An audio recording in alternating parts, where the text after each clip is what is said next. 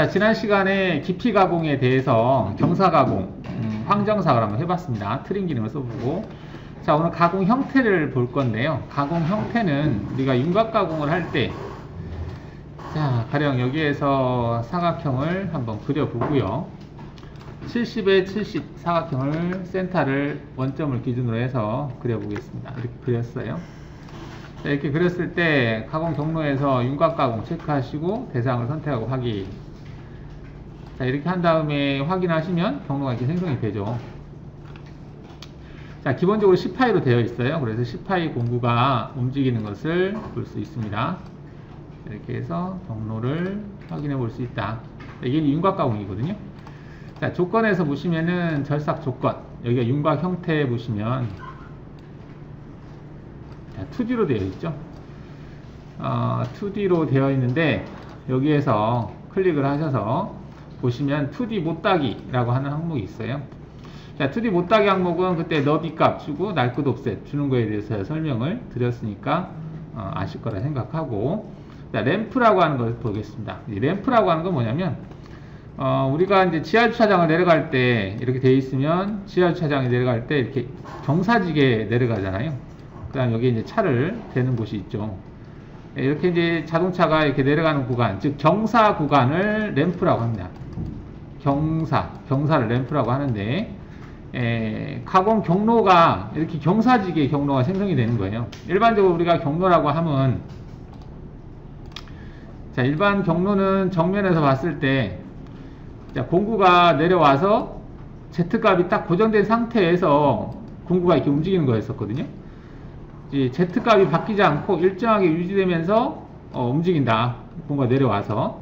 이게 이제 일반적인 형태인데, 램프는 내려와서 이 경로를 돌 때 이렇게 경사지게 내려간다는 얘기예요.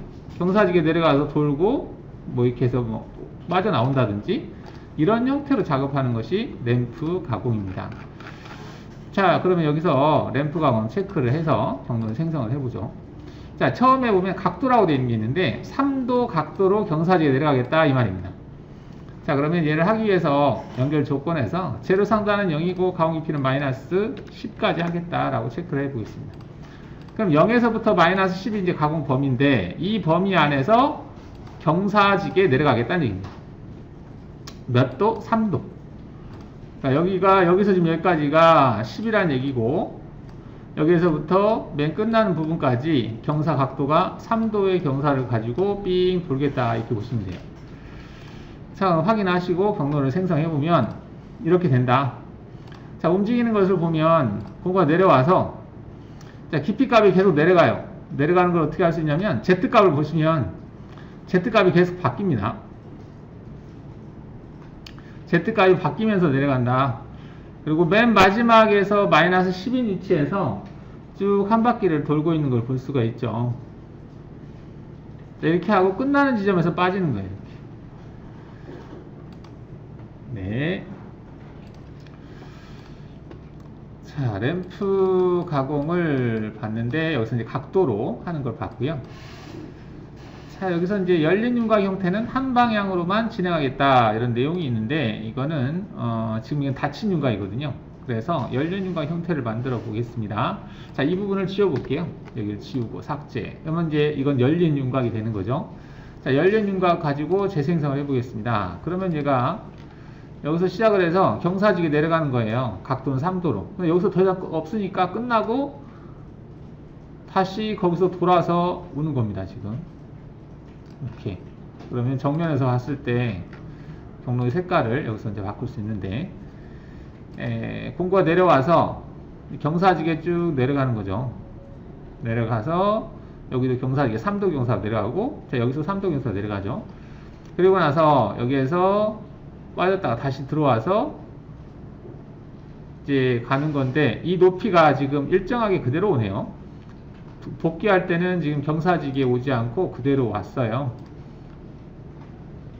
그대로 온 상태고, 지금 여기 보면 열린 윤곽 형태는 한 방향으로만 절사하겠다. 자, 이거는 이제 각도 값을 여기를 1도 정도 줘볼게요. 1도 정도 주고 재생성을 한번 해보겠습니다. 재생성 했을 때, 자, 경사를 줄 때 처음에 들어갈 때 이제 경사지게 내려갔어요. 내려갔는데 다시 돌아올 때는 경사지게 내려오지 않고 일자로 그냥 오네요. 지금 보면 정면에서 봤을 때 현재 이 위치에서 Z값이 마이너스 3.9397이에요. 자, 여기에서 다음 위치로 왔는데 여기도 마찬가지로 마이너스 3.9397. 즉 갈 때는 경사지게 갔는데 돌아올 때는 수평으로 돌아오는 거죠. 자, 이게 얘를 체크했기 때문에 그렇습니다. 얘를 체크를 끄면 갈 때도 경사지게 들어가고 올 때도 경사지게 들어옵니다. 자, 그래서 내려가서 경사지게 쭉 가고 있어요. 갔다가 돌아올 때도 경사지게 돌아오죠. 그러니까 갈 때 경사, 올 때도 경사 이렇게 된 거고, 아까 그걸 체크하면 갈 때는 경사지게, 올 때는 수평으로 이렇게 된다라고 보시면 되겠습니다. 자, 그 다음 여기 보면 헬릭스 형태의 선형 출력이라고 되어 있는데, 이거는 헬릭스라고 하는 것은 나선을 얘기하는 겁니다. 이렇게 경사지게 나선을 그리면서 내려오는 거. 자, 이것은 평면에서 봤을 때 원호 형태를 취하는 부분을 찾으면 되는데, 지금 이 부분이 되겠네요. 지금 얘 보면 원호 형태를 취하고 있죠? 취하는데 이 구간에서도 경사지게 내려가고 있어요. 자, 보시면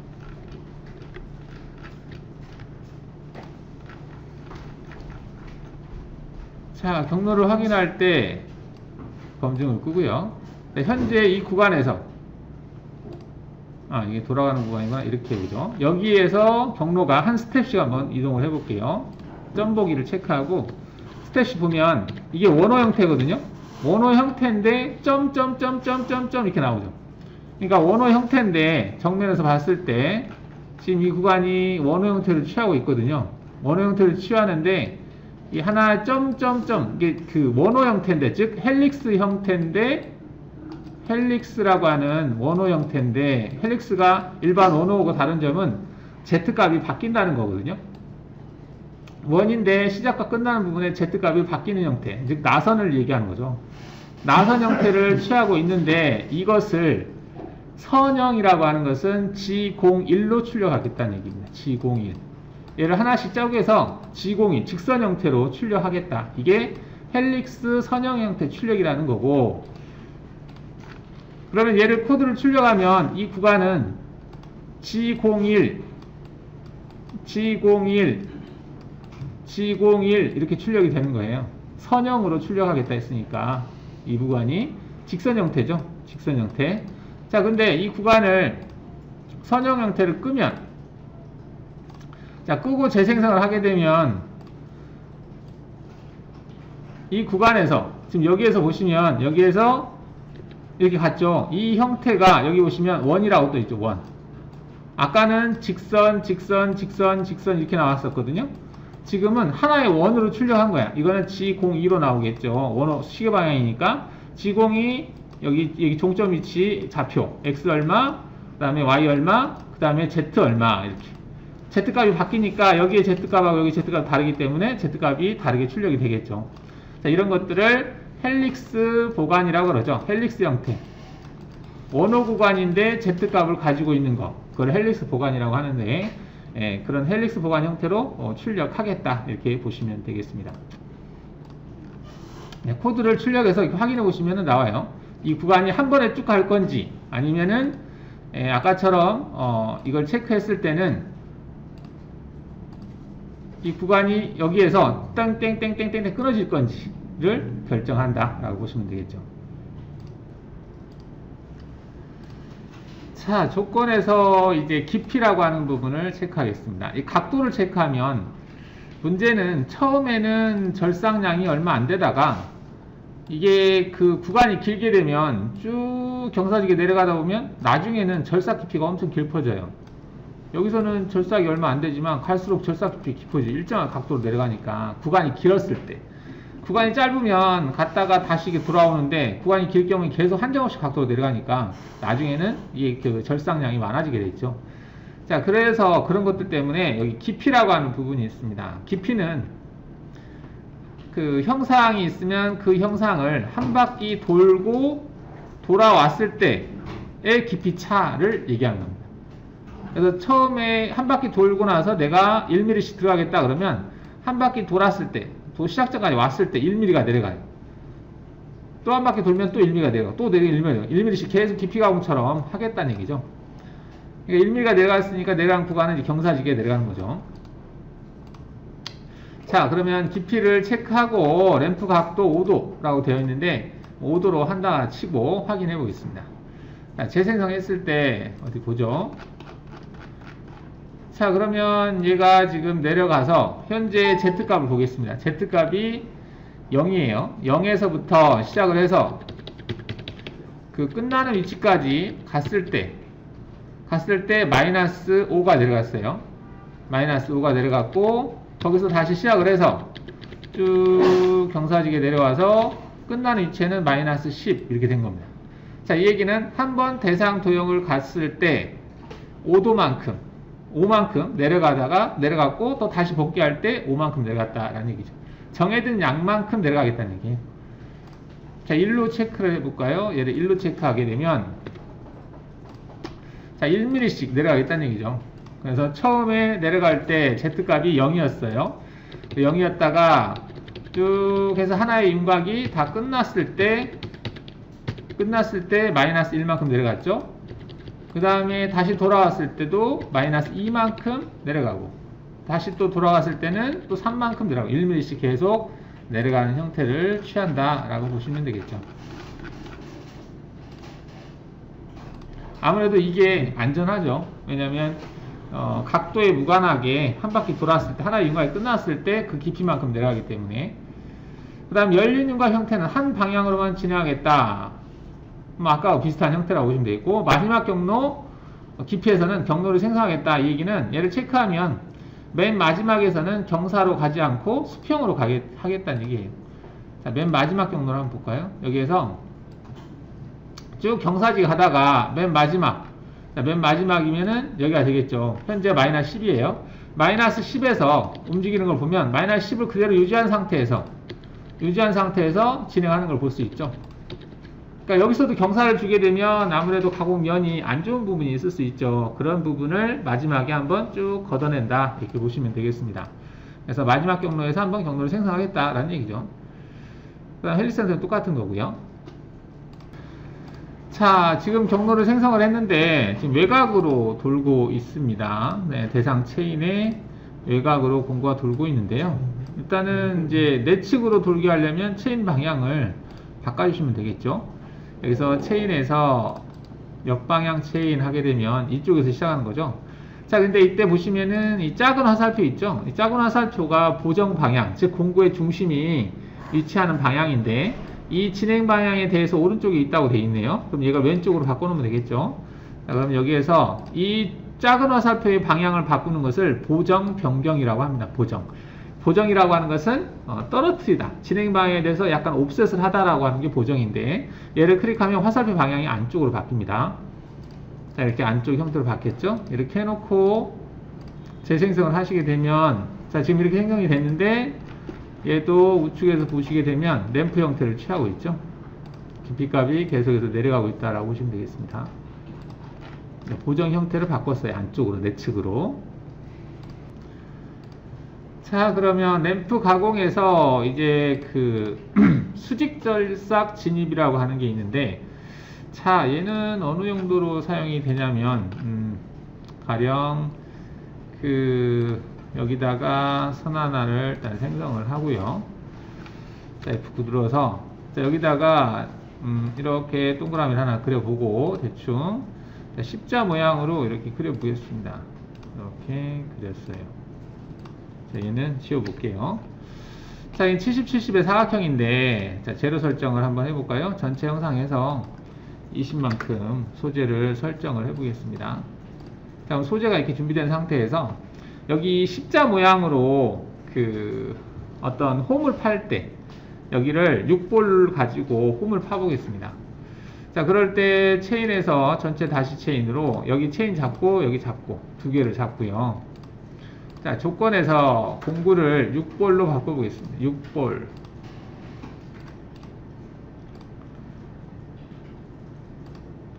자, 6볼을 가지고 작업을 하는데 여기를 램프로 하고 수직 절삭 진입 체크를 하시고 1mm씩 내려가겠다 체크를 하시고요. 여기는 안함으로 체크하겠습니다. 공구 중심이 그 경로를 그대로 따라갈 수 있게 하겠다. 진입뽑기는 끝이고 0에서부터 마이너스 한 6까지만 하겠다. 자, 이렇게 체크한 상태에서 확인하시게 되면 경로가 이렇게 생성이 돼요. 그러면 얘를 모의가공해서 한번 확인해보죠. 어떻게 작업을 하는 건지 화질 높이고 좀 낮춰서 플레이를 해보면 계속 왔다 갔다 하면서 여기다가 홈을 파는 거죠. 이런 식으로. 자, 보시면 갔다가 수직으로 그냥 꽂아요. 수직으로 꽂아서 깊이로 깊이가 한다는 얘기죠. 상향과 하향은 신경 안 쓰고 그냥 끝 지점에서 그대로 밑으로 내려가는 거예요. 깊이 가공 1mm만큼 깊이 가공한다는 얘기죠. 자, 다시 경로를 보면 내려와서 지금 마이너스 1이죠. 마이너스 1인 위치에서 다음 위치까지 갔어요. 간 다음에 여기에서 그대로 돌아오는 게 아니라 그대로 밑으로 꽂아요. 그냥 1mm만큼 꽂아서 옆으로 갑니다. 이런 식으로.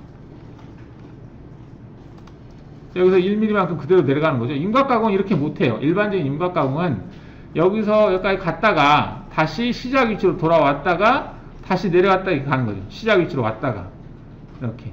물론 공구 유지라고 하는 걸 체크하면 이 지점에서 그냥 그대로 올 수는 있습니다. 자, 근데 이게 직선 형태 같은 게 괜찮지만 이 직선 형태가 아닌 경우에는 바로 다이렉트 가버리면 위험하죠. 자, 얘는 이제 직선 형태로 했기 때문에 그럴 수도 있겠다 이렇게 생각할 수 있는데 직선 형태가 아니더라도 마찬가지입니다. 그럼 여기다가 트림해서 두 요소로 자, 이렇게 잘랐어요. 이게 자른 상태에서 체인을 전체 다시 체인으로 이렇게 잡았습니다.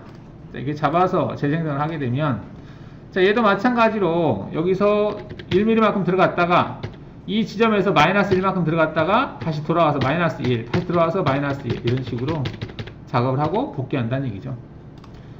어떤 마킹할 때도 뭐 쓸 수도 있겠고 이렇게 이걸 런너라고 하나 가이드라고 뭐 이게 금형에서 수지가 따라가는 어떤 그 홈을 팔 때도 이런 식으로 응용을 해서 할 수가 있겠습니다. 자, 절삭 조건에서 이제 램프 기능을 살펴봤고요. 자, 그 다음에 재가공이라고 하는 부분이 있는데, 자, 재가공은 뭐냐면은, 평면 보기를 했을 때, 자, 가령 여기에다가 윤곽 옵셋 기능을 이용을 해서 안쪽으로 자, 이렇게 옵셋을 시켜 보겠습니다. 자, 현재 이 홈 부위를 파내겠다, 제거를 하겠다는 얘기죠. 마이너스 10만큼. 자, 그러면 얘를 체인을 잡아 보겠습니다. 전체 다시 체인으로 해서 얘를 체인을 잡고, 자, 여기서 이제 램프가 아니라 일반 가공 형태를 취하겠다라고 해 주시고요. 깊이 가공 일단 됐고, 측면 가공 됐고, 연결 조건에서 0에서부터 마이너스 6이다 체크한 상태에서 확인해 보겠습니다. 자, 그러면 이렇게 됐는데 일단은 모서리 끝에서 시작하니까 이거를 진입뽑기를 체크해서 중간점 위치에서 시작하겠다라고 체크를 하겠습니다. 자, 그리고 진입 형태는 법선 형태를 취해 보겠습니다. 원호 형태는 일단 끄고, 자, 법선 형태를 취하겠다라고 해서 재생성을 해보면 이렇게 되겠죠. 자, 공구가 여기에서 시작을 해서 여기서 시작을 해서 들어갔다가 돌고 빠지는 건데, 자, 지금 보정을 안함으로 체크하다 보니까 반경만큼 더 먹었죠. 그래서 보정을 컴퓨터를 체크를 해서 재생성을 하겠습니다. 자, 그러면 공구가 들어가서 이렇게 작업을 하고 빠지는 거죠. 자, 이렇게 했는데 이게 이제 한 번만 하는 게 아니라 측면 가공을 체크해서 여기에서 여기까지 거리값이 얼마인지 한번 측정을 해 보겠습니다. 자, 측정해서 거리, 여기에서부터 여기까지 거리가 얼마냐 대충 찍어 보겠습니다. 자, 지금 25라고 나오네요. 그럼 5mm씩 제거한다 그러면 5번 제거를 하겠죠. 그러면 여기 조건에다가 측면 가공을 5번 하겠다, 5mm씩 체크하고 확인을 해 보겠습니다. 자, 그러면 얘가 움직이는 걸 보면 여기서 시작을 해서 들어가서 돌고 또 돌고 이렇게 한다는 얘기죠. 일단은 진입뽑기 부분은 신경 쓰지 마시고요. 자, 이렇게 작업을 했는데 이 모서리 코너 부위가 지금 10파이로 작업했기 때문에 여기가 OR이 만들어지는 거죠. R값이 R5가 만들어지는 거죠. 10파이니까. 근데 여기 최소 R을 2로 만들어야 된다. R2로 만들어야 된다 라고 한다면은, 자, 여기를 R2로 한번 필렛을 줘볼까요? 그리기에서 필렛에서 체인 필렛으로 얘를 R값을 2로 해보겠습니다. 2.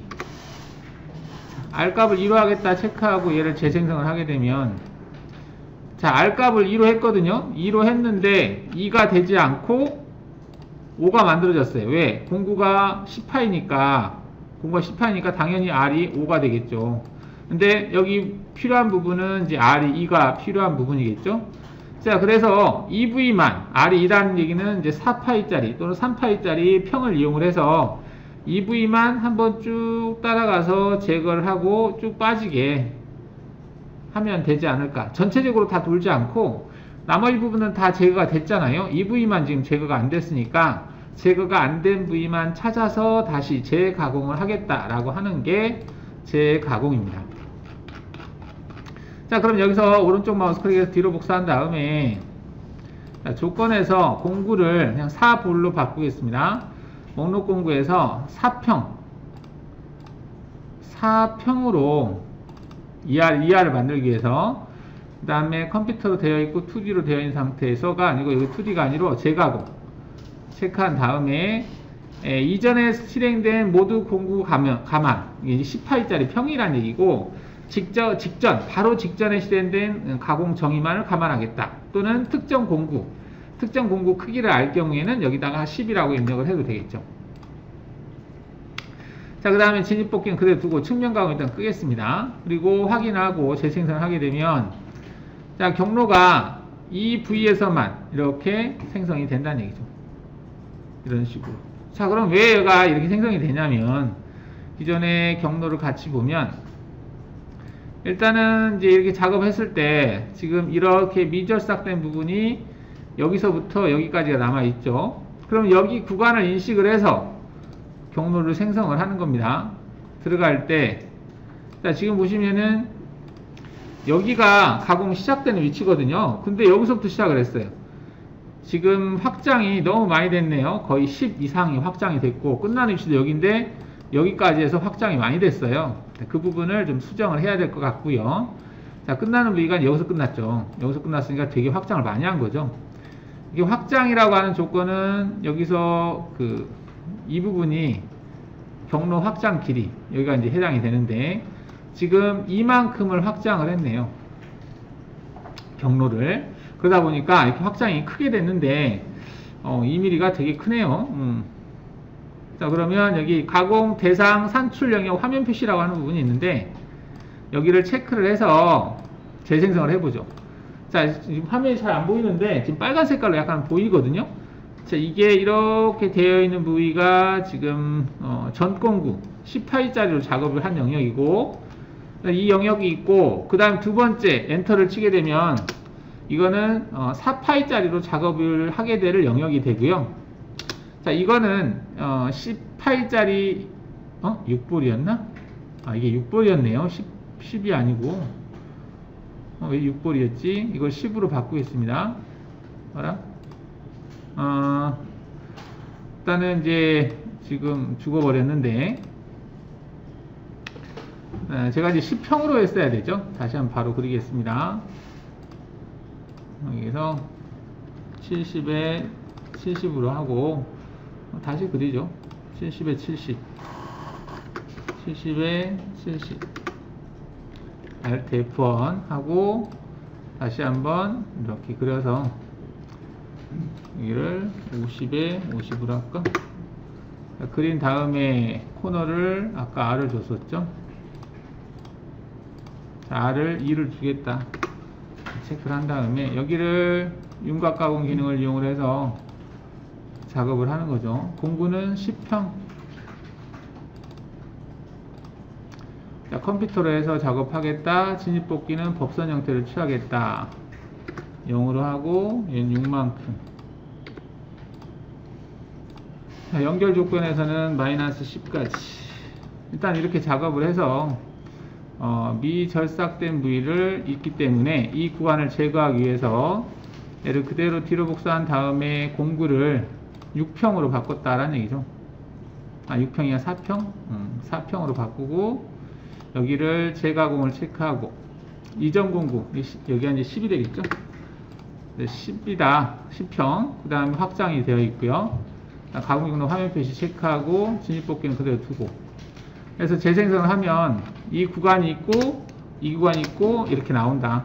지금 현재 이 구간이 이제 제거돼야 될 구간, 여기에서부터 한 이 정도 되거든요. 이렇게 되는데 얘를 제거하기 위해서 경로가 생성이 됐는데 그 생성된 경로는 이렇게 생성이 됐더라. 자, 근데 왜 이렇게 생성이 됐는지, 자, 여기를 필렛을 주고 나서 확인을 해 보겠습니다. 그게 더 좋을 것 같네요. 반경값을 R값을 5로 해서 노트림으로 해서 이렇게 체크해 보면, 자, 현재 이게 그 10평으로 작업을 했을 때 남겨지는 그 구간이 되겠습니다. 이 구간이. 그러면 얘가 작업을 할 때 시작하는 위치를 한번 보죠. 시작하는 위치가 여기에요. 자, 그러면 여기에서부터 여기까지가 얼마만큼 떨어져 있느냐 이거거든요. 이게 딱 이만큼 떨어졌네요. 반경만큼 떨어졌으니까, 그렇죠? 이만큼 떨어졌더라. 이 확장이 2로 돼 있어서 그래요. 지금 확장 값을 보면 지금 확장이 2로 돼 있죠. 이만큼 확장을 하겠다 이렇게 됐어요. 근데 2는 좀 너무 큰 편이에요. 필요 없이 크잖아요. 0.5 정도만 하겠다 체크를 하시고 확인을 하시게 되면,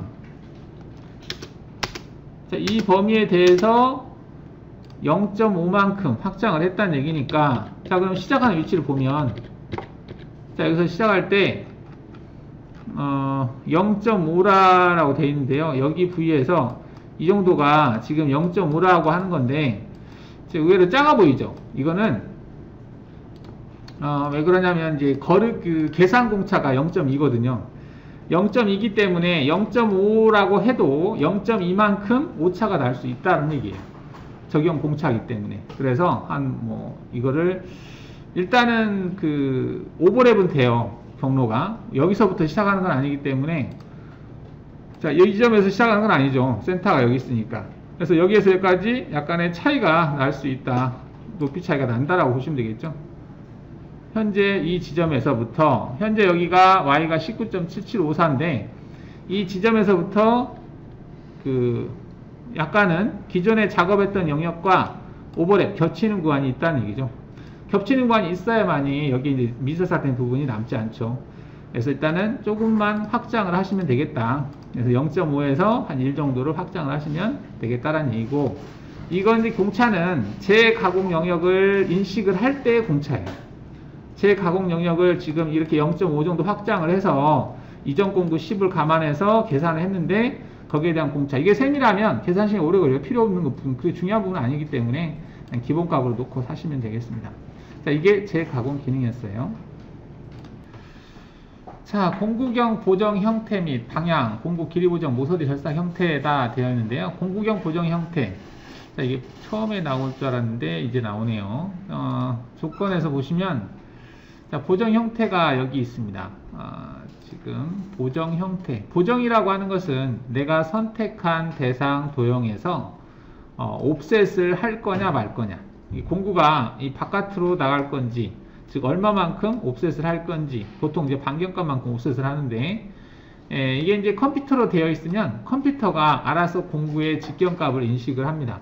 직경값을 인식을 해서 절삭 부분이 선택한 체인이 될 수 있도록 경로를 생성해 주는 거예요. 지금 얘를 보시면은 이제 이 경로가 10파이짜리로 작업을 한 건데요. 이 선택한 경로, 지금 이 도형을 선택을 한 거죠. 선택을 해서 이게 쭉 지나간 건데, 선택한 체인이 지금 이거 있어요. 선택한 체인으로 절삭 형상이 만들어질 수 있도록, 즉 결과가 만들어질 수 있도록 컴퓨터가 이 공구의 직경값을 인식을 해서 반경값만큼을 떨어뜨려서 경로를 생성해 주는 거. 이게 보정을 한 거예요. 떨어뜨리다, 보정하다, 옵셋하다 같은 말입니다. 해주는 거지. 컴퓨터가 알아서 떨어뜨려줬다. 그래서 이거를 컴퓨터로 체크했을 때 이렇게 되고요. 자, 그 다음에 이 부분은 지우겠습니다. 자, 얘를 그대로 뒤로 복사를 해서, 자, 이제 컴퓨터 밑에 있으면 컨트롤러라고 하는 게 있습니다. 컨트롤러를 선택하고 재생성을 해볼게요. 어떻게 생성되는지 보겠습니다. 자, 컨트롤러를 선택했을 때 보니까, 컨트롤러도 똑같네. 그죠? 근데 이거는, 원래 출력되는 형태는 지금 이 형태는 아니고요. 여기 조건에서 보시면 뭐가 있냐면, 컨트롤 보정, 공구 보정, 구분 표시라고 하는 항목이 있습니다. 이게. 이 부분을 끄고 실제 출력되는 코드를 가지고 경로화를 시켜 보겠습니다. 닫기를 누르고, 자, 보시면 얘 같은 경우는 컴퓨터가 알아서 경로를 안쪽으로 떨어뜨려서 경로를 생성해 주는 거고요. 두 번째 얘는 경로가 이 공구 중심이 얘를 따라가는 형태로 경로가 생성이 돼요. 그럼 이렇게 하면 반경값만큼을 더 과제싹을 하지 않느냐. 자, 이거는 컨트롤러라고 하는 기능을 사용을 하겠다는 얘기입니다. 그럼 컨트롤러가 뭐냐면, 여기서 진입을 할 때 이 구간에서요, 여기를 보시면 여기에 뭐라고 되어 있냐면 공구 보정이라고 하는 항목이 있어요. 공구가 보정을 했다, 간격을 떨어뜨렸다, 좌측으로 이렇게 되어 있죠. 자, 아까는 이런 내용이 없었어요. 지금 얘를 한번 볼까요? 얘를 경로를 보게 되면, 자, 지금 공구 보정을 안함으로 되어 있죠. 안함. 얘는 그대로 그 경로를 그냥 출력하면 돼요. 근데 공구 보정이라고 하는 것은 G 코드에서 G41이라고 하는, 이게 1번이면 D01이라고 하는 이 코드를 출력하겠다는 얘기입니다. 그 대목에서. 자, 이거는 D01에다가 공구의 컨트롤러에다가 공구의 반경값만큼을 넣고 작업을 하게 되면 이 그 경보정이 시작하는 스타트업 블럭에서 이 D01에 들어가 있는 양만큼을 G41은 좌측 보정이니까 지령한 경로에서 좌측으로 이 값만큼을 떨어뜨려서 움직이게 하겠다는 얘기예요. 자, 그래서 코드를 한번 출력을 해보면 1번과 2번의 코드가 달라요. 자, 1번을 G코드로 한번 출력을 해보고요. 여기다 1이라고 넣고 출력을 한번 하고,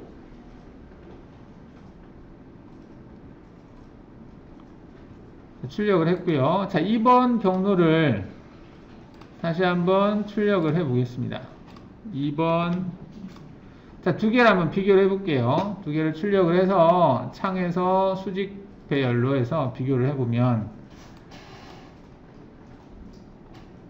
자, 코드가 어떻게 틀린지를 보겠습니다. 지금 여기 ZC까지 똑같죠? 여기까지 똑같습니다. 자, 여기에서 달라요. 이 구간하고 이 구간이 다른데,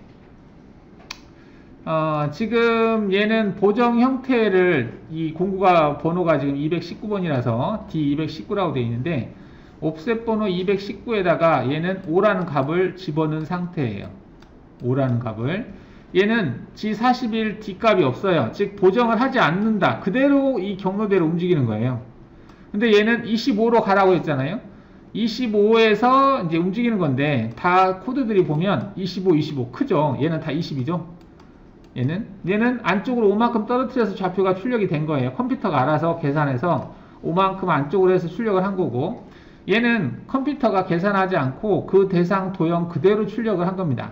단 여기 D219라고 하는 얘는 컨트롤러, 즉 조작판, 오퍼레이션 판넬에서 보정에다가 D219에다가 사전에 이 작업을 하기 전에 219에다가 이 5라는 값을 입력을 시켜 놔야 돼요.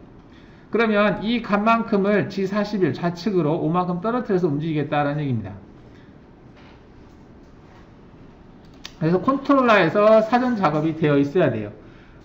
수기로 짤 때는 이런 식으로 프로그램을 짜서 작성을 했거든요. 그래서 이제 그 수기에 했던 것들을 컴퓨터에서 적용할 수 있게 이런 기능이 있는 겁니다. 그래서 여기서도 검증을 할 때 지금 움직일 때 이 위치에서 그대로 출력되는 형태를 그대로 해서 경로화해서 표현을 해준 거예요. 근데 실제로는 이렇게 움직이진 않습니다. 보정에다가 5를 반경값을 넣었다라고 한다면은 이렇게 움직이지 않고 여기 경로를 확인할 때 아까 뭐가 있었냐면 이 조건에서 이 대목이 있었죠. 실제로는 이렇게 움직여요. 실제로는 컨트롤러에서 반경값이 들어가 있다라고 한다면 이렇게 움직입니다. 얘가 이렇게 움직인다는 얘기죠. 이렇게. 현재 이 구간에서 공구경 보정이라고 하는 G41이라고 하는 G41 D219번 이 프로그램이 출력이 되면 219번에 들어가 있는 반경값이 5니까 5만큼을 실제 이동량이 원래 공구 중심 여기까지 가야 되지만 5만큼의 이동량을 옵셋을 해서 움직인다는 얘기예요. 그래서 얘가 이런 식으로 경로가 출력이 됩니다. 실제 절삭되는 형상은. 자, 이거는 이제 머신센터를 수기 프로그램에 대해서 알고 있어야만이 이해가 될 것 같아요. G41이라고 하는 기능을. 자, 이게 컨트롤러를 체크했을 때다. 그래서 컨트롤러를 체크해서 경로를 생성하면 그 대상 도형이 그대로 출력돼요. 좌표가. 이 대상 도형의 출력이 좌표가 그대로 출력된다 라고 보시면 되겠죠. 이렇게. 자, 설명이 길었는데 그러면은 이 컨트롤러라고 하는 기능을 또 어느 때 사용하냐면 현장에서 이제 프로그램을 생성을 해서 이제 팀장급들이 이제 작업자한테 그 프로그램을 생성해서 줘요. 그러면 작업자는 그 프로그램을 가지고 이제 가공을 하는데 가령 지금 이제 10파이짜리 평행지미를 가지고 작업을 하겠다라고 해서 팀장들이 프로그램 짜서 줬어요. 자, 줬는데 1번 같은 경우는 딱 그 공구를 10파이짜리 공구를 사용해야만이 작업이 가능합니다. 근데 2번 같은 경우는 사용자가 하다 보니까 내가 10파이가 없어. 공구가 8파이밖에 없네. 그러면 8파이를 가지고 작업해도 상관이 없습니다. 자, 왜 그러냐면 여기 2번 경로 같은 경우는 지금 얘가 2번 경로거든요. 2번 경로는 만약에 여기 그 10파이짜리 평을 사용하겠다라고 되어 있는데 나는 여기에 10파이가 아니라 8파이 밖에 없어요. 그러면 8파이를 사용하겠다라고 해놓고 프로그램을 생성할 때 여기 D219번에다가 10파이를 썼을 때는 5를 집어넣었지만 8파이를 사용했을 때는 D219번에다가 4를 집어넣고 작업하면 돼요. 그러면 10파이를 했을 때는 5만큼 떨어뜨렸지만 8파이 했을 때는 4만큼 떨어뜨리니까 결과적으로는 절삭되는 부위는 똑같이 나온다라는 거죠. 그래서 이 컨트롤러를 쓰는 그 업체들을 보면 그 작업자들이 캠을 쓰지 않고 그냥 G코드를 가지고 작업하시는 분들은 현장에서는 다 이런 식으로 출력을 해서 던져줍니다. 알아서 작업을 할 때 너가 보정값을 수정해서 알아서 하라는 얘기죠. 근데 이거는 내가 프로그램 생성해서 내가 작업할 때 내가 몇 번 공구인지 알고 그것에 맞춰서 프로그램을 생성했을 경우에는 10파이가 있어서 10파이를 했을 경우에는 그냥 그대로 쓰면 사용하면 되겠죠. 근데 이거는 내가 10파이를 했었고 실컷 프로그램 생성했고 실제 작업할 때는 8파이를 장착해서 작업했다? 그럼 치수가 안 나오죠. 그런 차이가 있습니다. 자, 작업 조건에서 중복 보정이라고 하는 기능이 있는데요. 자, 그러면 아까 얘기를 하기를 왼쪽은 이제 공구가 달라져도 충분히 커버가 가능하다. 그러면 오른쪽은 공구가 달라지면 이 프로그램은 도저히 사용을 못하네. 그렇죠?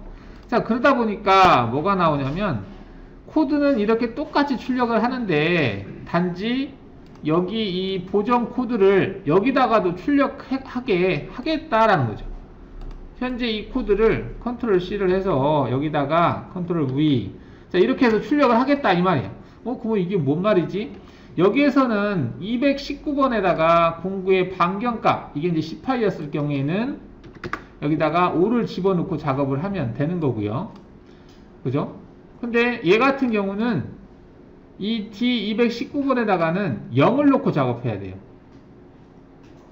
왜냐면 얘가 안 하겠다라고 했을 때 똑같이 움직였던 거잖아요. 근데 이 219번에다가 0을 놓고 작업하면 보정 떨어뜨리지 않겠다는 거거든요. 좌측으로. 그러니까 여기 0을 놓으면 똑같아요. 없는 것하고. 그러니까 떨어뜨리지 않고 하겠다라고 하는 거예요. 그럼 모두게 이걸 출력을 했느냐? 약간의 옵셋 값을 맞추기 위해서. 우리가 가공을 했는데 치수를 쟀는데 뭐 100분의 1 공차를 맞춰야 된다. 그럼 100분의 1을 맞춰야 되는데 한쪽으로 쏠리는 공차를 맞춰야 되는데 가공해보니까 안 맞아. 그러면 이 D219번에다가 약간의 보정값을 넣어서 작업하면 그 위치를 조절할 수 있다는 얘기입니다. 얘가 안 나오면 수정을 못해요. 컨트롤러에서 이 값을 넣었을 때 이동 그 양을 조절할 수 없기 때문에 이게 안 나오면 조절을 못하는데 컴퓨터로 했을 때는 알아서 컴퓨터가 계산해서 출력했기 때문에 얘가 필요 없으니까 출력을 안 하거든요. 그럼 얘를 출력하게 하려면 어떻게 해야 되느냐? 중복 보정이라고 하는 것을 체크를 하시면은 가능합니다. 자, 그래서 얘를 뒤로 복사한 다음에 조건에 들어가서 뭘 할 거냐면 얘를 중복 보정을 체크하는 거예요. 자, 중복 보정을 체크해서 경로를 생성하면 컴퓨터로 했을 때하고 똑같아요. 자, 이거는 이제 컴퓨터를 했을 때고요. 컴퓨터를 했을 때고 얘는 중복 보정을 체크했을 때입니다.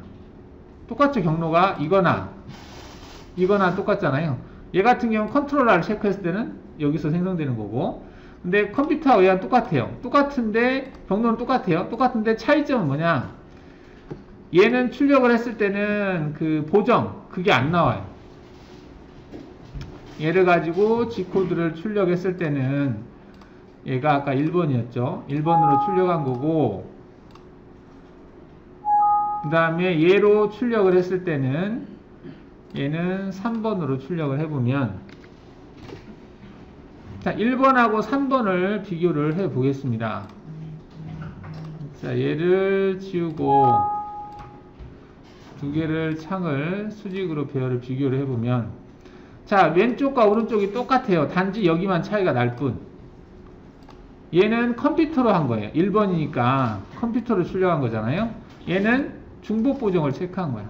코드는 똑같아. 차이점은 뭐냐? 여기만 차이가 날 뿐이에요. 114라고 하는 이 블럭만 차이가 날 뿐이에요.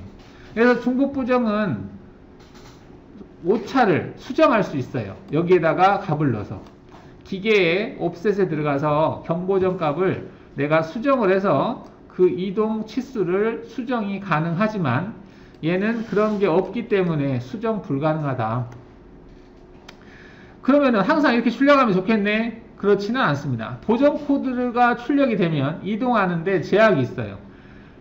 자, 그래서 황삭, 거친 절삭을 할 때는 그냥 컴퓨터로 작업하고, 어떤 공차 기호가 있어서 정삭으로 작업할 때 어떤 보정을 수정할 일이 있을 것 같은 부위에서는 중복 보정을 가지고 출력을 하시면 나중에 이 보정값을 약간씩 수정해서 치수를 맞출 수 있다라는 거죠.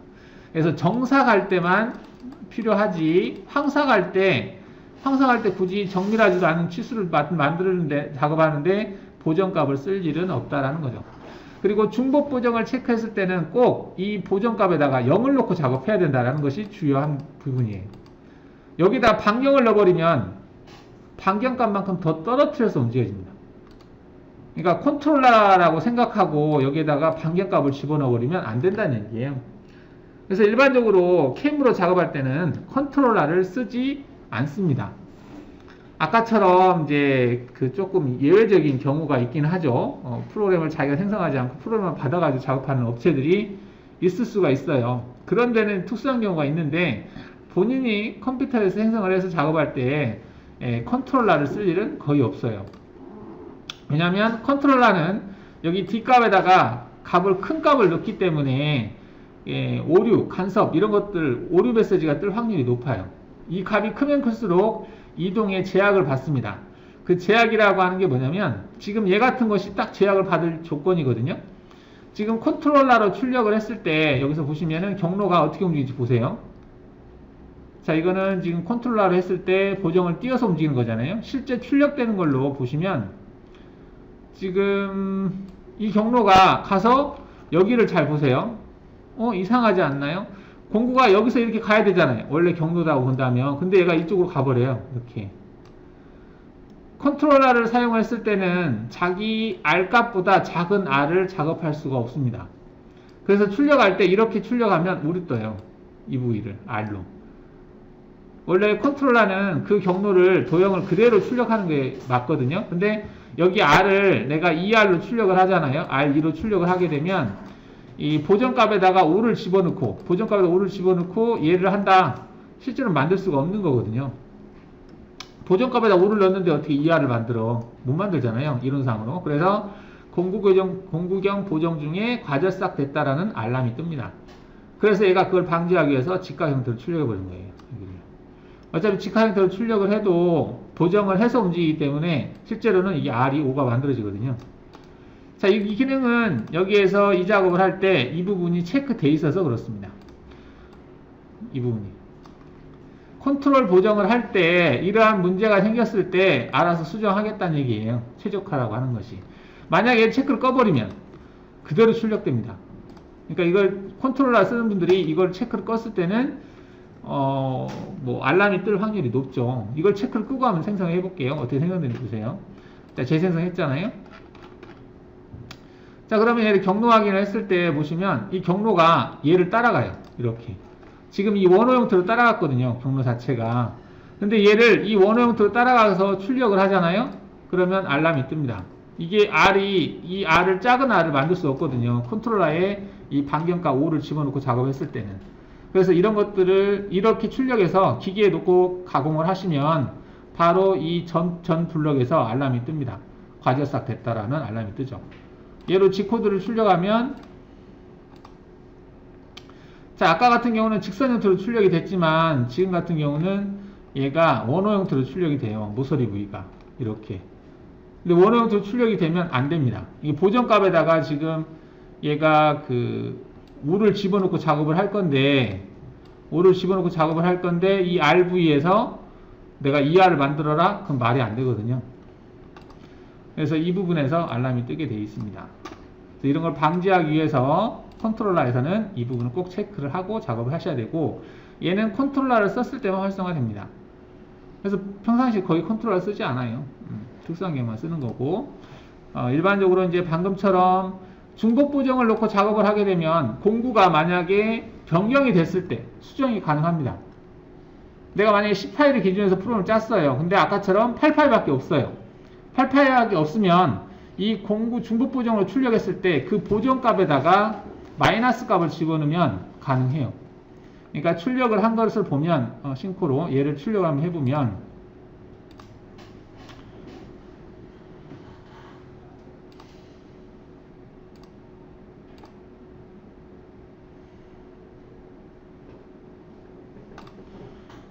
자, 지금 이제 D219번이라고 하는 것에다가 0을 놓고 작업한다고 그랬죠. 얘는 지금 컴퓨터가 알아서 보정을 한 경로이기 때문에 여기다 0을 놓고 작업하는 게 맞다 이렇게 했습니다. 자, 맞다고 했는데 실제 작업할 때 10파일짜리 평이 아니라 내가 8파일짜리를 썼어요. 8파일을 썼다는 얘기는 10파일로 했을 때는 정상적으로 치수가 나오지만 8로 했을 경우에는 1만큼을 더 과절삭을 해야만이 되는 거잖아요. 공구가 작으니까. 그래서 과절삭을 한다는 얘기는 마이너스 값을 집어넣는다는 얘기입니다. 그래서 0을 집어넣지 않고 마이너스 1을 집어넣고 이 보정에다가 집어넣고 작업하면 동일한 형상을 만들 수 있어요. 수정이 가능하다는 얘기입니다. 얘는 이게 나와 있기 때문에 G41, D219가 나오는 것이 나와 있기 때문에 이동 경로를 수정할 수 있다. 이 옵셋에다가 값을 넣고, 이 옵셋이라고 하는 것이 그 컨트롤 창에 이게 있는데 여러분들이 이게 기계가 생소해서 좀 낯설 수도 있을 것 같아서 잠깐 이거를 시뮬레이션 프로그램을 설치해서 설명을 잠깐 드리겠습니다. 뭐 아시는 분도 계시겠지만 지금 D값을 어디다 제가 D값을 집어넣는다 하는데, 자, 이게 뭔지 기계 컨트롤 화면에서 잠깐 보여드릴게요.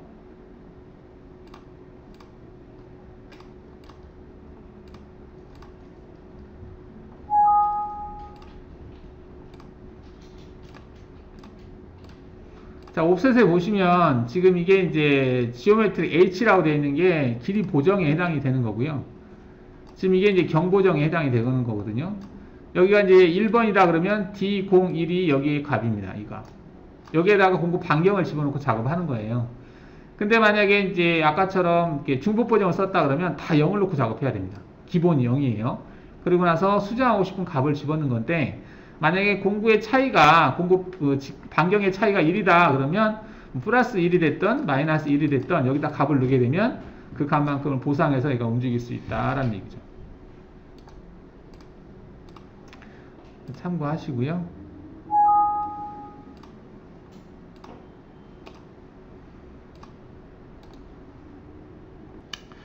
자, 그 다음에 보정에서 역중복 보정이라고 하는 게 있어요. 역중복 보정은 말 그대로 중복 보정을 반대 코드를 출력한다는 얘기입니다.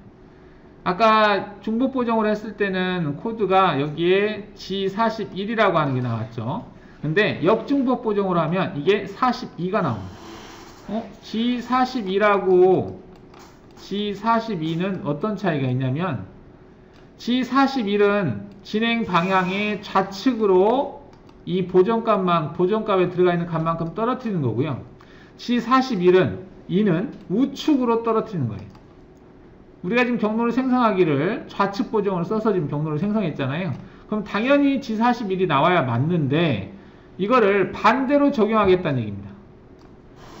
이것도 거의 쓸 일이 없는데요. 어쩌다가 한번 쓸 일이 있는 것 같긴 한데, 보통 우리가 아까 제가 중복 보정을 썼을 때는 공차값만큼, 만약 0.1만큼 내가 오차가 나면 0.1이라고 하는 값을 넣으면 이동량을 수정할 수 있다고 그랬잖아요. 근데 플러스 0.1을 넣으면 0.1만큼을 떨어뜨려서 움직이는 거고요. 마이너스 0.1을 넣으면 마이너스 0.1만큼 더 과절싸게 되는 거예요. 마이너스 값을 넣으면. 근데 이거를 반대로 적용하고자 할 때, 즉 더 먹어야 될 때를 플러스 값으로 쓰고자 할 때, 그럴 때는 G42를 쓰고 값을 마이너스가 아닌 플러스 값을 집어넣으면 똑같은 결과가 돼요. 이거는 두 개가 방향이 반대로 되거든요. 방향이 반대라는 얘기는 플러스를 마이너스로, 마이너스 플러스 한다는 얘기예요. 그렇게 쓰고자 할 때 쓰는데 아무 이유도 모르고 쓰시는 분이 계시더라고요. 언젠가 한번 보니까. 근데 역중복 보정은 거의 쓸 일이 없습니다. G40이라는 코드는 거의 쓰지 않거든요. 그래서 뭐 의미 없다 이렇게 보시면 되겠고요. 자, 그 다음에 안함이라고 하는 게 있는데, 이 안함은 실제 경로는 컨트롤러하고 유사해요. 자, 안함을 체크를 하고 제가 경로를 생성해 볼게요. 재생성했어요. 자, 그러면 이걸 안함으로 해서 생성한 거거든요. 이거는 그대로 경로를 따라가는 거죠. 이렇게 경로를 따라가는 거고, 이게 안함을 체크한 거고, 그 다음에 컨트롤러를 체크했을 때도 똑같아요. 이거 똑같죠. 근데 안함을 체크하면 얘는 보정 코드가 출력되지 않습니다. 경로는 얘하고 똑같아요. 경로는 2번 경로하고, 즉 컨트롤러하고 경로는 똑같이 출력이 되지만 보정이라고 하는 그 부분이 출력이 되지 않습니다. 이 컴퓨터로 했을 때처럼 보정 코드가 출력이 안 돼요. 즉 수정할 수 없습니다. 그 대상 도형을 그대로 그냥 따라가는 거야. 어떤 문자를 새기거나 할 때 또 보정을 하지 않고 이 경로를 그대로 G코드로 출력하고자 할 때 쓰는 기능이에요. 보정 안함도 많이 쓰죠. 어떤 내가 선을 그려서 특정한 그 선을 따라가면서 진입하거나 경로를 생성하고자 할 때 안함 기능을 사용을 합니다. 지금 이렇게 해서 지금 그 공구경 보정 형태를 봤는데, 이 내용이 여기서는 상당히 간단하게 이게 설명이 되어 있지만 이게 설명이 간단한 내용은 아니에요. 일반적으로는 컴퓨터를 많이 사용을 합니다. 컴퓨터를. 근데 컴퓨터의 단점은 출력된 코드에서 이동 그 양을 조절할 수 없다. 옵셋 양을 조절할 수 없다는 얘기죠. 컨트롤러에서. 그래서 컨트롤러에서 조정할 수 있게 컨트롤러 중복 보정, 역중복 보정이라는 기능을 사용을 하는데, 문제는 컨트롤러를 사용했을 때는 공구에 반경을 넣고 작업을 해야 되고, 중복 보정을 넣었을 때는 반경에다가 뒷값에다 0을 넣고 작업을 하되 옵셋 값 수정하고자 하는 값만큼을 약간씩 수정해서 사용할 수 있다. 역중복 보정은 41, 42가 반대로 출력된다 라고 보시면 되겠죠. 안함은 그대로 그냥 보정 코드가 나오지 않고 선택한 대상 체인을 그대로 출력한다, 코드로 출력한다 이렇게 보시면 되겠습니다. 자, 공구경 보정 방향. 방향은 우리가 경로를 생성을 할 때 지우고. 자, 얘가 지금 경로를 생성하는 걸 보면, 자, 선택한 체인이 이거거든요. 얘를 기준으로 해서 좌측으로 지금 보정이 된 거죠. 자, 근데 만약에 여기에서 좌측이 아니라 우측을 선택하면 재생성했을 때 오른쪽으로 간다는 얘기죠. 선택한 체인의 오른쪽. 그러니까 선택한 체인이 이건데 이것의 오른쪽으로 보정이 돼서 떨어뜨려서 움직인다. 아까는 좌측이었으니까 좌측으로 떨어뜨렸던 거고요. 자, 이렇게 해서 이제 체인을 클릭을 해서 보시면 얘처럼 이 작은 화살표 방향이 보정 방향이다 라고 보시면 되겠습니다. 보정 방향, 작은 화살표가.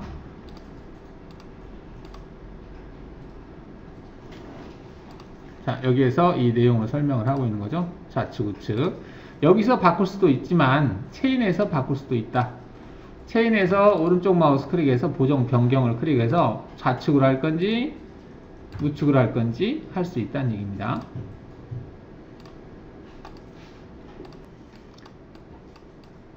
자, 최적화라고 하는 것은 아까 설명을 드렸고, 자, 공구 길이 보정이라고 하는 부분이 있는데요. 공구 길이 보정. 자, 공구 길이 보정은 우리가 그 머신센터에서 작업을 할 때 공구 길이 보정은 그 공구의 기준 위치를 얘기하는 건데요. 일반적으로는 공구 중심 끝이 기준입니다.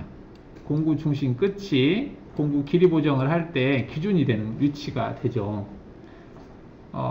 하이트 프리세트에다가 터치를 하든지 또는 뭐 등장물에다 바로 터치하든지 해서 공구마다의 차이값, 기준 공구를 터치하고 나서 그 다른 공구들의 차이값을 공구 그 끝부분, 센터의 끝부분을 기준으로 해서 차이값을 계산을 합니다. 자, 그런데 공구 날 끝으로 하지 않고 센터로 하는 경우도 있어요. 자, 지금 이게 보면은 이제 그 평엔드밀은 얘네들은 별 차이가 없죠. 근데 이 볼엔드밀을 보면 공구 끝을 기준으로 했을 때는 얘가 작업을 할 때 기존의 대상 도형하고 생성되는 경로가 다를 수 있거든요. 다르게 출력되거든요. 근데 공구 센터를 기준으로 하면 이 선택된 경로 대상하고 생성된 경로가 정확하게 반경값만큼 옵셋한 형태로 출력이 되는 경우가 있습니다. 자, 지금 이거는 이제 공구 끝을 기준으로 한 거예요.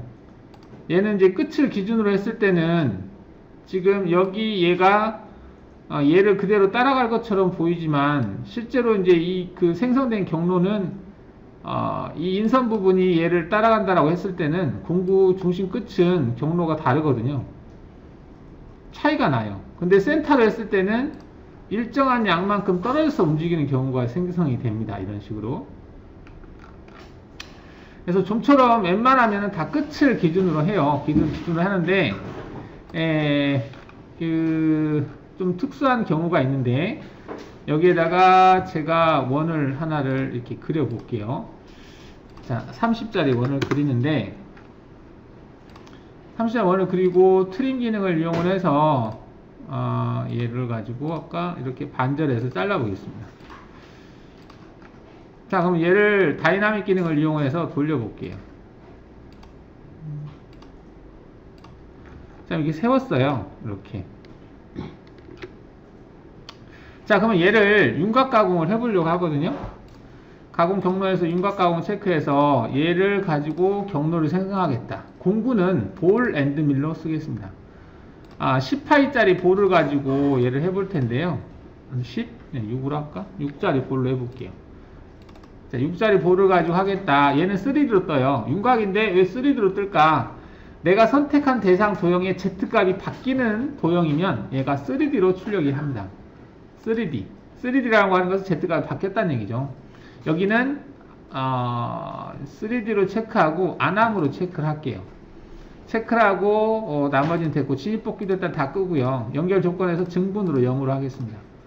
자, 그럼 확인을 해보시면, 자, 정면 보기를 했을 때 경로가 어떻게 움직이는지를 보면은 내려와서요, 현재 이 경로를 그대로 따라가요. 지금 여기에서 공구가 내려와서 공구 중심 끝이 그대로 돌아가죠. 근데 이렇게 하게 되면 절삭 V가 이 형상이 안 나와요. 왜냐면은 이 중심 끝이 얘를 따라가게 되면 이 부분에서 반경값만큼 과절삭이 될 거 아니에요. 위에서는 제대로 나오겠죠. 근데 밑에서는 안 나오거든요. 자, 그거를 어떻게 확인하냐면, 자, 이렇게 되어 있는데 얘를 모의 가공을 할 때 재료 형상을 원통 형상으로 해볼게요. 자, 원통 형상으로 하고 Y축 선택하고 원통의 지름은 아까 30이었죠? 30으로 하고 Y 최소값은 0, 최대값은 한 50 정도 주겠습니다. 자, 이렇게 주고 확인을 해 보시면 경로를 생성하면 이렇게 되거든요. 정면 보기 했을 때 이렇게 되는 거예요. 그러니까 공구가 보시면 내려왔을 때 이 공구 센터가 얘를 따라가야 되는데 그렇지 않고 이 공구 중심 끝이 얘를 따라가다 보니까 이렇게 이 공구 값만큼 과절삭이 돼서 생성이 되는 거예요. 이런 식으로. 그러면 실제 절삭되는 부위를 여기를 이렇게 따라가게는 못하느냐. 자, 그거를 하려면은 어떻게 해야 되냐면 얘를 그대로 뒤로 복사를 해서 그 체인을 잡을 때 이 체인을 작업 평면을 정면으로 해서 얘가 6볼이니까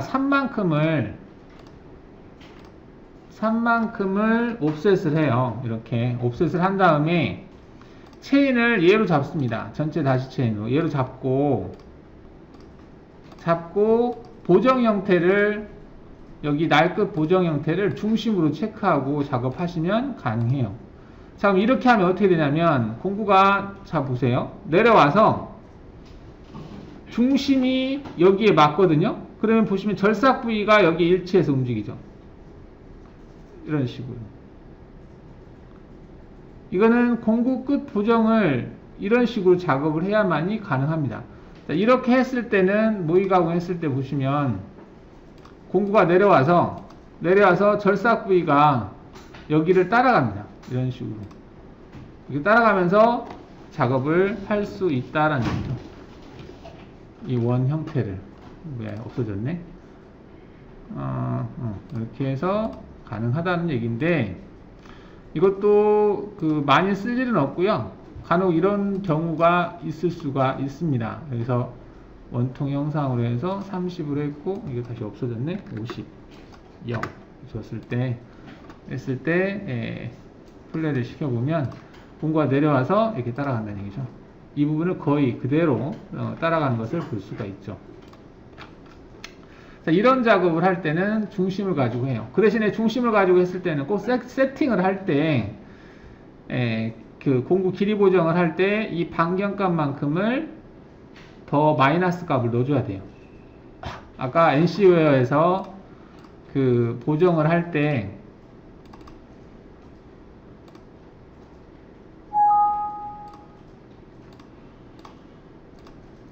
여기 옵셋이라고 하는 부분에서 H값 있죠. 여기다가 마이너스, 만약에 이게 6볼이다 그러면 3점 해서 인풋을 넣어줘야 된다는 얘기죠.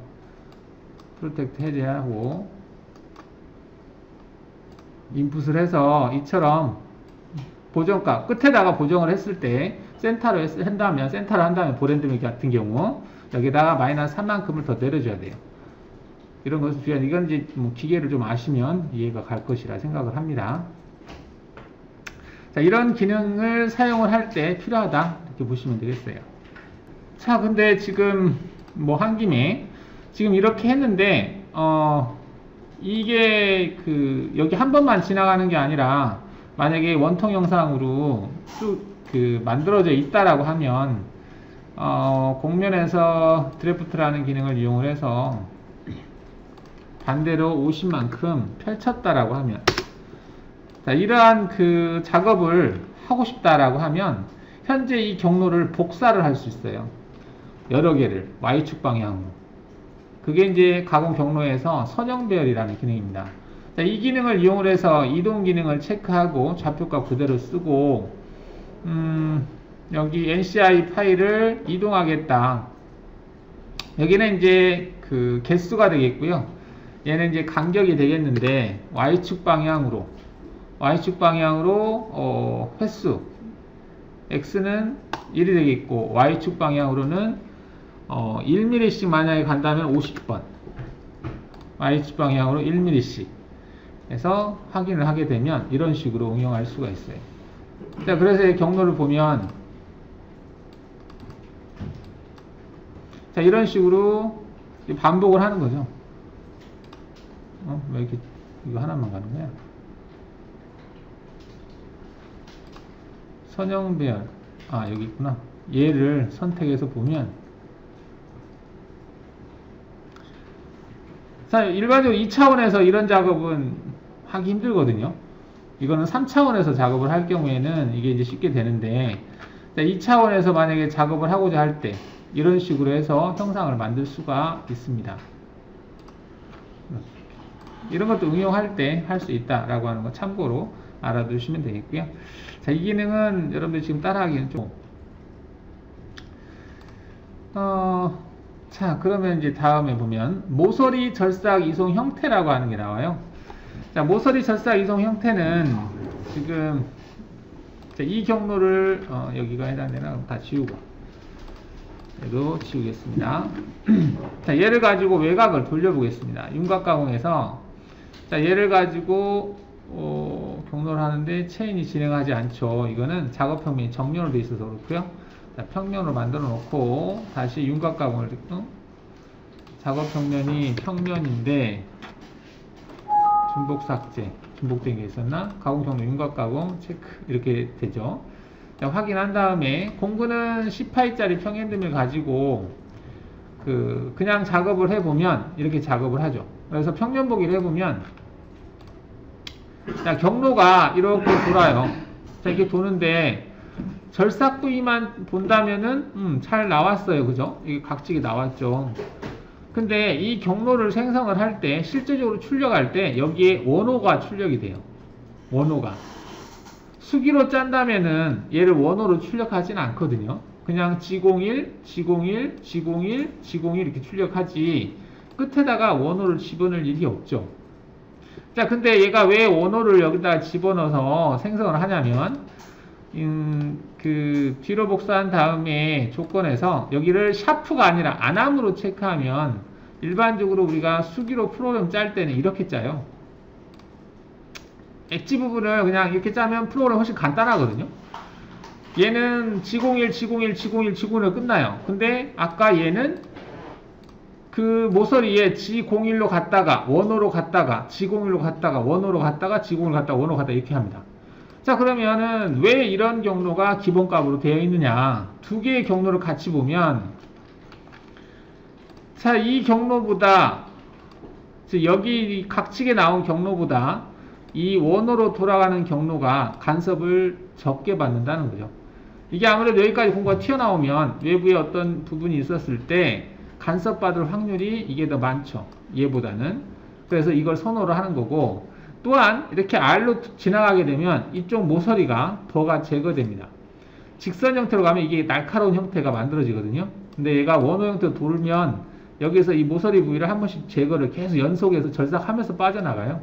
그래서 모서리가 좀 깨끗해집니다.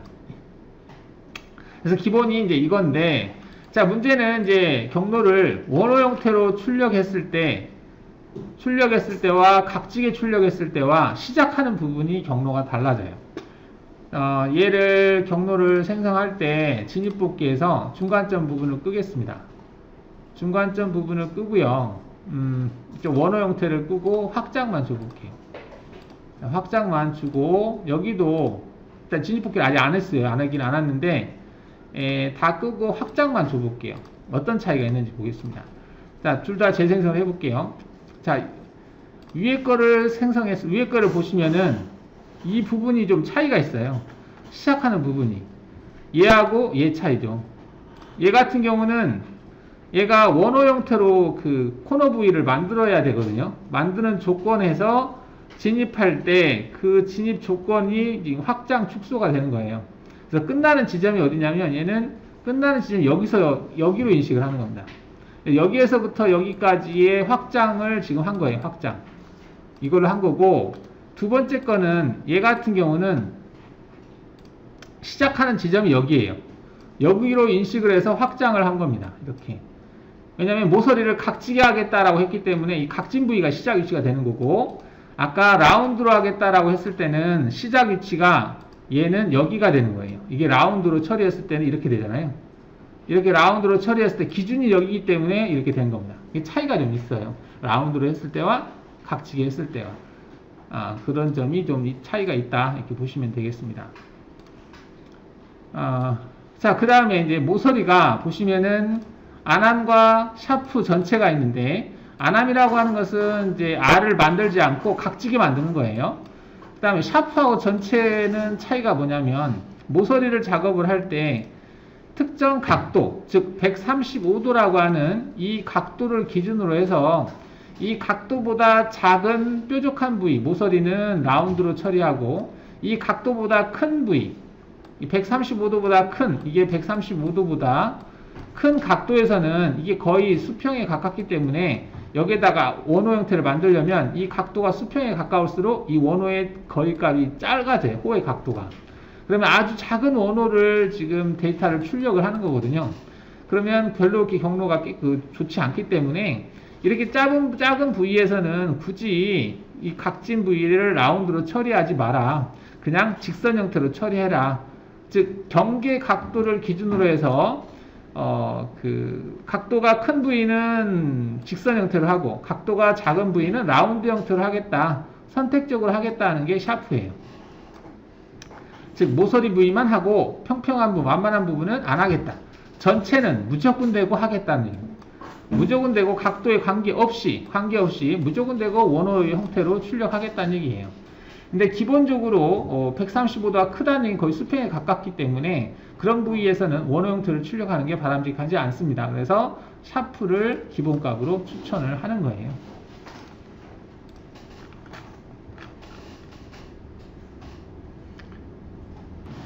자, 스플라인 도형 항목이라고 되어 있는데, 스플라인 도형을 가지고 경로를 생성했을 때 선형공착, 스플라인이라고 하는 것은 직선도 아니고 원도 아닌 대상이거든요. 그런 대상을 가지고 경로를 생성했을 때 직선으로 출력을 할 때 공착값을 어떻게 적용할 거냐, 이렇게 보시면 되겠습니다. 지금 이제 우리가 직선이나 원만 여기다 그려져 있는데요. 여기다 스플라인을 제가 이렇게 그려볼게요. 자, 이게 스플라인 형태가 있는데 얘로 체인을 잡아 보겠습니다. 얘를 체인을 잡고, 자, 얘를 가지고 경로를 생성을 해요. 자, 생성을 했는데 얘가 이제 움직이는 형태를 점 데이터를 보이게 해서 보면 지금 현재 얘네들이 점으로 출력되죠. 원호가 좀 많이 꺾여 있는 부분에서는 점의 개수가 더 많죠. 이렇게 점으로 출력이 되는데, 자, 그러면은 원래 있던 대상과 얘가 계산할 때 얼마 정도의 공차 범위에서 정밀도를 맞췄느냐. 자, 이건 간격을 떨어뜨리다 보니까 잘 구분이 안 돼서 여기를 안암으로 체크를 하고 해보겠습니다. 자, 안암으로 체크한 상태에서 재생성을 해볼게요. 자, 그러면 얘가 출력된 걸 보면 쭉 확대를 해보시면, 자, 이처럼 이제 이게 경로고요. 이게 도형이거든요. 실제 스플라인하고 직선으로 생성할 때 간격이 발생하죠. 이런 게 발생한다는 얘기죠. 이게 이제 공차 개념이 들어간다는 얘기입니다. 공차를 얼마로 하냐에 따라서 공차가 세밀하면 이 부위가 더 달라붙어요. 그 대신에 점의 개수가 많아지겠죠. 이 점의 개수가 촘촘하게 생성이 된다, 이렇게 보시면 되겠습니다. 자, 지금 그 부위가 여기서는 지금 확인하기가 없어요. 그죠? 이건 아니거든요. 그거는 여기 공차라고 하는 부위에서 지금 전체 공차가 100분의 2잖아요. 여기를 1000분의 1까지 주면 공차를 그 대상 경로를 좀 더 세밀하게 출력이 된다. 지금 점의 개수가 엄청 많아졌죠. 그 원래 있는 대상 도형과 거의 근접하게 출력을 했다는 얘기입니다. 그 대신에 데이터가 많아지겠죠. 아까보다는 데이터가 많아진다. 얘는 23kg죠. 일단은 얘가 그대로 뒤로 복사한 다음에 이 공차값을 아까 0.02로 바꿨을 때 재생성을 했을 때와 비교하면 얘는 9kg, 얘는 23kg예요. 거의 두세 배가 차이가 나죠. 데이터 값이. 자, 이런 내용이란 얘기고, 그 다음에 최대 깊이 변화라고 하는 건 뭐냐면 스플라인 형태를 지금 평면 형상이 아니라 얘를 다이나믹 기능을 이용을 해서 제가 회전을 시켰다. 스플라인 형태를 회전을 시켰어요. 그러면 이제 Z값이 있는 대상이 되겠죠. 자, 얘를 가지고 재생성을 했습니다. 그러면 얘가 움직일 때 이렇게 올라갔다 내려갔다 하겠죠. 자, 얘 같은 경우도 스플라인 형태로 경로를 생성했을 때 이 원래 있던 대상과 이 생성된 경로가 그 깊이 차이가 얼마나 나게 하겠느냐라고 하는 거예요. 이게 100분의 5 범위 안에 들어오게 깊이 변화를 주겠다. 얘도 세밀하게 치면 그만큼 촘촘하게 경로가 생성이 된다라고 보시면 되겠습니다. 뭐 많이 쓰지는 없고 이제 스플라인 가지고 경로를 생성했을 때 이러한 항목들이 있다. 자, 여기에서 교재상에서는 지금 언급이 없는데 지금 없는 상태인데요. 내부 코너 적용 반경이라고 하는 게 있어요. 자, 이거는 뭐냐면 그 평면 보기 했을 때 체인을 전체 다시 체인으로 얘를 가지고 이제 경로를 생성을 합니다. 이제 컴퓨터를 체크를 하고 경로를 생성하면 이제 경로를 생성을 했는데 여기 모서리 부위에서